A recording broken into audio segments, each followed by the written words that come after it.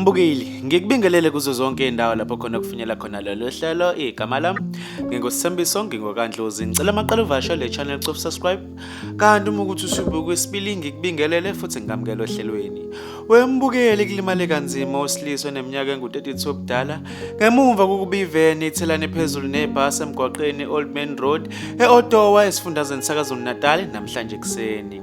Inkampani yonogada ezimele i-Reaction Unit of South Africa ithole ucingo olucela usizo ngesikhathi zango-past 12 ngesikhathi udriver weveni Nissan Hardbody ethole esimeni esibucayi kakhulu ngokulimala. Kubuka ukuthi imbangela lengozi udriver weveni ubehamba ngesikhulu isivinini ubesehluleka kuyilawula imoto yabese isizithela phezulu nebhasi. Kanti wembukeli kubuka ukuthi bonke abalimele balashele endaweni yesigameko ngaphambi kokuba baphusinyiswe esibhedlela. Mbukeli, bekuzona-ke lezi ebengikuphathele zona kuleli hora. Ngizocela ube kuvo lakho ku-comment section mayelana nalolu daba. Ngizokubona kwenye ividiyo elandelayo. Sale kahle.